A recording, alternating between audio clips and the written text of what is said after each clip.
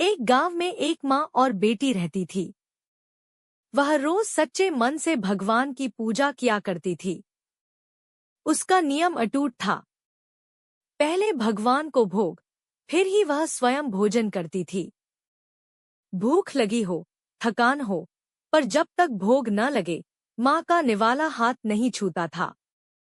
एक दिन बीमारी के कारण माँ को कुछ समय के लिए घर से बाहर जाना पड़ा।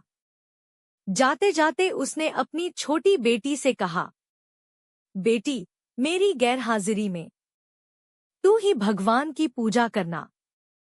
पहले भोग लगाना, भगवान खा ले, तभी तू खाना खाना। बेटी भोली थी, पर माँ की बात उसके लिए आदेश नहीं, संस्कार था। अगले दिन बेटी ने पूजा की थाली सजाई, भोग रखा और भगवान से बोली, भगवान, खा लीजिए। आप नहीं खाएंगे तो मैं कैसे खाऊंगी? काफी देर बीत गई। भोग वैसा का वैसा ही था। बेटी को लगा, शायद भगवान नाराज है। वह जिद पर उतर आई, भोग लगाओगे या नहीं? फिर डंडा उठाकर बोली, अगर आप नहीं खाओगे तो मैं भी नहीं खाऊंगी। खाना तुम्हें खिलाकर मानूंगी। राजी राजी खाओ, चाहे गैर राजी मालूम नहीं है मेरी माँ आकर मुझसे पूछेगी तो वह मुझे डांटेगी। उसकी मासूम जिद और निश्चल भक्ति ने ईश्वर का हृदय पिघला दिया। अचानक भगवान साक्षात प्रकट हुए। मुस्कुराकर बोले, बेटी, तेरी भक्ति सच्ची है।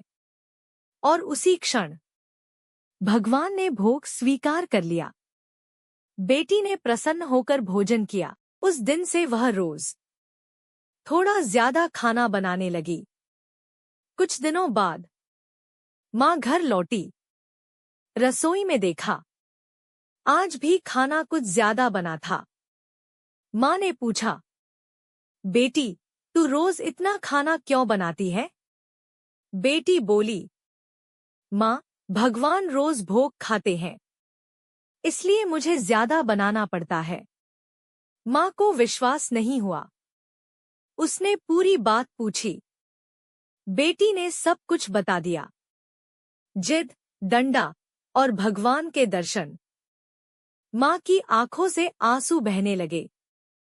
हाथ जोड़कर बोली, हे प्रभु, मैं तो जीवन भर पत्थर की मूर्ति को पूजती रही और मेरी भोली बेटी ने एक ही दिन में आपका साक्षात्कार कर लिया। उस दिन माँ समझ गई, भगवान को विधि नहीं, विश्वास चाहिए। जहाँ निष्कपट भक्ति होती है, वहाँ भगवान स्वयं प्रकट होते हैं।